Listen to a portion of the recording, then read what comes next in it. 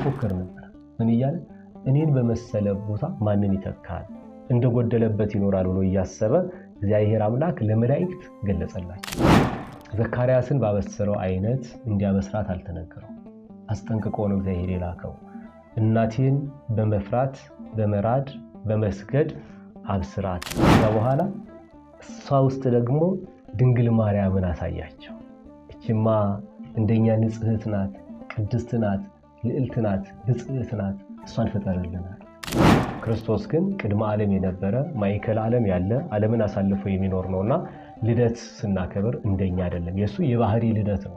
የኛ ግን የጸጋ ወይም ደግሞ የፍጥረት ልደት ነውና ይሄንን ቅዱስ ሚካኤል፣ ቅዱስ ገብርኤል እና ቅዱስ ሩፋኤል በሽምግልና ሁለቱ ሊያስታርቋቸው ሄዱ። ዛሬም 3 ሽማግሌ ቤተክርስቲያናችን የምትለው ለዚህ ነው።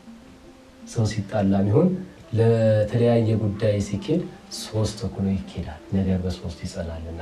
ሁሉ የዓለም መድኃኒት እርሱ ክርስቶስ በቤተልሔም ተወልዷል፣ በግርግም ውስጥ ታገኙታላችሁ፣ እናቱ በጨርቅ ጠቅልላው ታገኙታላችሁ አላቸው። ሄደው ሊያዩ ሲሉ መላእክትና ሰው አንድ ላይ ዘምረዋል።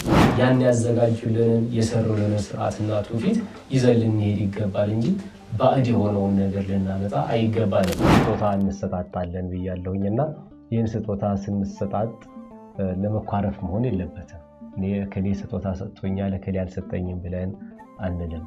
የገና ዛፍ ብለው የሚያከብሩበትም ምናልባት ቤት ሊያደምቅ ሊያሳምር ደስ ሊል ይሆናል። ብልጭ ስለሚደረግበት ከረሜላ የተለያየ ነገር ፊኛ ስለሚደረግበት ጥጥ ስለሚደረግበት አንዳንዶች በተሳሳተ አተረጓጎም ሲሄዱ ጥጡ ለምንድን ነው ብለን ስንጠይቃቸው የሚመልሱት ነገር እየሰገደላት ነው። ምክንያቱም እሷ እማ አምላክ ናት፣ ወላዲተ አምላክ ናት፣ የአምላክ እናት ናት። የአምላክን እናት ነው ሊያበስር የሄደ እሱ ምንኛ